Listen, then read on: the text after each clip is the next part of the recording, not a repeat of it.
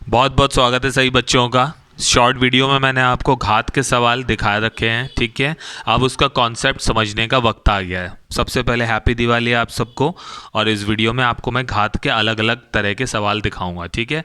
पहला सवाल आप देख रहे हैं, 6 की घात 13 की भाग अगर 5 से करते हैं तो शेषफल क्या है। अब इसमें आप घात इतनी लंबी करते जाओगे, ठीक है। ये ऑप्शंस दिए हैं मैंने बच्चों। तो अगर आप घात इतनी ज़्यादा लंबी करोगे तो आपका सवाल तो होने से रहा। तो इसकी जो ट्रिक्स हैं वो मैं बता रहा हूँ आपको। अगर आपको यहाँ पर जो संख्या दे रखी है और जिससे भाग दे रखा है, यानी कि ये इससे एक कम है, एक कम है ना, इससे एक संख्या कम है, तो ऐसे जितने भी सवाल होंगे जिसमें उसमें आपको घात से कोई मतलब नहीं है। आपका ये नंबर जिस पर घात दे रखी है अगर वो अधिक है और जिससे भाग देना है वो एक नंबर कम है, तो फिर आपको क्या देखना है, आपका आंसर आ जाएगा। जो शेषफल है वो हमेशा आपका क्या रहेगा, वो एक ही रहेगा। ये आंसर आपका सही होगा। ये सिर्फ और सिर्फ उन सवालों पे लागू होगा जहां पर आपका घात वाली संख्या से भाग देने वाली संख्या एक नंबर कम है। जैसे मान लो यहाँ पर लिखा हो 7 की पावर 91 है और उसकी डिवाइड 6 से हो रही, तो इसका आंसर भी शेषफल एक ही आएगा, ठीक है बच्चों। पहला सवाल आपको समझ में आ गया। बढ़िए, दूसरा वाला बिल्कुल डिफरेंट सवाल है, ज़बरदस्त सवाल आपको दिख रहा होगा। यहाँ लिखा हुआ है 25 की घात 25 की भाग अगर 26 से करें तो शेषफल हमें क्या मिलेगा। अब यहाँ पर ना तो ये 25 है, 25 26 जो है एक नंबर ज़्यादा है, एक नंबर कम नहीं है। यहाँ पर आप देखना 6 बड़ा था और 5 छोटा था, लेकिन यहाँ पर 25 जो है वो छोटा है और 26 बड़ा है, तो अलग हो गया कॉन्सेप्ट। चलो इसको समझाता हूँ मैं। इन सवालों में क्या होता है बच्चों, टाइम आपका कम समय व्यर्थ हो इसलिए मैं थोड़ा बहुत लिख लेता हूँ, ठीक है।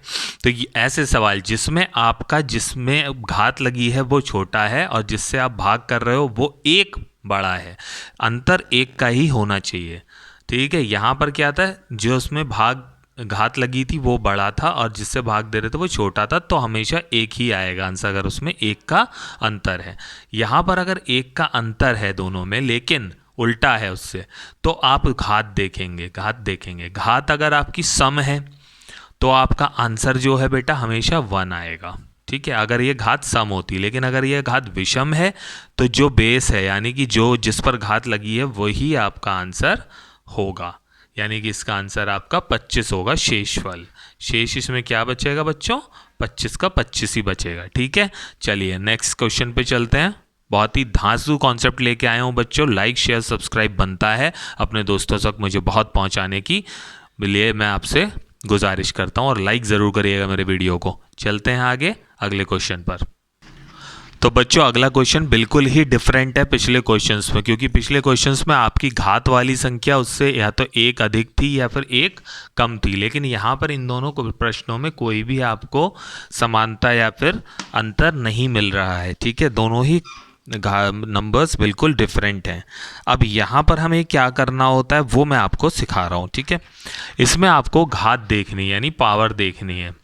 अब आपको अगर पावर आपकी इवन में है, अगर आपकी घात जो है वो सम है, अगर घात सम है, सम का मतलब होता है बेटा इवन। बहुत से बच्चे मुझसे कहते हैं सर इंग्लिश में भी मुझे बताया करिए, तो मैं बता रहा हूँ। घात जो है अगर सम में है तो क्या करना होगा, और अगर घात विषम है, विषम का मतलब होता है बेटा ऑड, सबको पता है लेकिन जिसको थोड़ा कन्फ्यूजन होता है उसके लिए बता रहा हूँ, ठीक है। तो दोनों में आपको क्या करना है। अब अगर घात इवन है, आपको कुछ भी दे रखी हो, 31 है, 69 है, 172 है, 71 है, कुछ भी दे रखा है, तो आपको बस ये देखना है वो घात सम है या विषम है। अगर सम है तो आपको उसको 2 या 4 में बदलना है, ठीक है, उसको मानना है 2 या 4। और अगर घात विषम है तो उसको 1 या 3 समझना है, ठीक है। क्लियर हो गया ये बात। अगर घात सम है तो उसको 2 या 4 मानेंगे, और अगर घात विषम है तो उसको 1 या 3 मानेंगे, ठीक है। ये आपका कॉन्सेप्ट है इस सवाल का। ऐसे सवाल होगा जहाँ पर आपका कोई भी नंबर एक नंबर का डिफरेंस भी नहीं है और बहुत अलग है। तो अब यहाँ 31 है जो कि विषम है, तो मैं यहाँ 2 की घात 1 मान लेता हूँ और उसकी डिवाइड किससे करता हूँ, 5 से, जो कि नहीं हो सकती। ये डिवाइड नहीं हो सकती, पॉसिबल नहीं है, क्यों नहीं है पॉसिबल? क्योंकि 2 की घात 1 है तो 2 की भाग 5 से तो पॉसिबल है ही नहीं बच्चों, है ना। तो फिर मैं क्या करूँगा, मैं बेटा इसमें करूँगा आपको 2 की घात 1 तो ले नहीं सकता तो 3 ले लूँगा। 2 की घात मैं क्या ले लूँगा 3 और 5 से भाग कर दूंगा तो क्या आ जाएगा 2 दूनी 4 दूनी 8 की भाग 5, तो हमारा शेष क्या बचेगा, शेष हमारा बचेगा 5 एकम 5 हम यहाँ रखेंगे तो 5 8 में से 5 गए, शेष आपका 3 बचेगा। तो आपका ये बिल्कुल राइट आंसर हो जाएगा। समझ में आया बच्चों? चलो नेक्स्ट क्वेश्चन पे चलते हैं। नेक्स्ट क्वेश्चन इसी की तरह है, बस थोड़ा देखने में डिफरेंट दे दिया, और ये हमारा 2016 एनटीपीसी का क्वेश्चन है बच्चों, ठीक है। बहुत ध्यान से देखिएगा, बहुत इजी है। यहाँ पर आपको मैंने जो यहाँ पे कॉन्सेप्ट बताया वही आपको करना है। ये आप देखिए क्या है, ये विषम है तो मैं 67 की पावर 1 मान लेता हूँ प्लस 67, ठीक है। तो इन दोनों को अगर मैं प्लस कर दूंगा तो मेरे पास क्या आ जाएगा बच्चों, मेरे पास आ जाएगा 7 दूनी 14 का 4 से लगा 134, और उसकी डिवाइड किससे करनी है मुझे 68 से।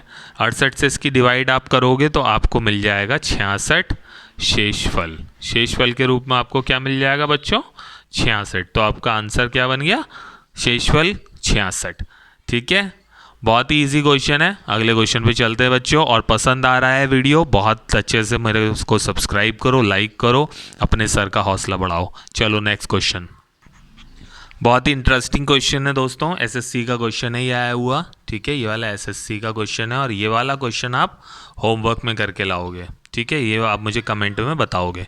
यहाँ पर आपका वही कॉन्सेप्ट है जो मैंने अभी इसके पहले वाले सवाल में बताया। आप यहाँ देखोगे ये सम संख्या है। सम जब होती है, जब इवन होती है संख्या, तो हम उसको किस में चेंज करते हैं 2 में या फिर 4 में, यही बताया ना। तो मैं 27 की घात यहाँ पर कितनी ले रहा हूँ 2 - 1, ठीक है। कोई प्रॉब्लम, 27 की घात अगर आप 27 का स्क्वायर करोगे और उसमें से आप -1 करोगे तो 27 का स्क्वायर कितना आता है दोस्तों 729 आता है, ठीक है। उसमें से आप एक माइनस कर दोगे तो आपका आ जाएगा 728, और इसमें आप डिवाइड करोगे 26 से तो ये पूरा डिवाइड हो जाएगा। तो इसमें क्या आपका शेष बचेगा 0। आपका शेषफल क्या बचेगा बच्चों इसमें 0। तो आपका ये 0 एकदम करेक्ट आंसर बन जाएगा। इसी तरह से आप बहुत इजीली घात वाले इन प्रश्नों को निकाल सकते हैं। ये नया पैटर्न है, पिछले साल ही देखने में आया है, इसीलिए मैंने ये क्वेश्चंस आपके सामने पेश किए हैं। बहुत छोटी वीडियो बनाई है, आपको कॉन्सेप्ट क्लियर हो गया होगा, मुझे पूरा विश्वास है। दिवाली की बहुत बहुत हार्दिक शुभकामनाएं आप सबको, आपके अचिन सर की ओर से। आप लोगों का प्यार मुझे ऐसे ही मिलता रहे, मैं यही उम्मीद करूँगा। और आप लोगों के ऊपर लक्ष्मी माता की कृपा पूरी तरह से से आप सभी का सिलेक्शन 110% हो जाए, ठीक है। तो मेरे चैनल को सब्सक्राइब करें, मेरे को लोगों तक पहुंचाएं। थैंक यू, धन्यवाद, हैप्पी दिवाली, बाय बाय।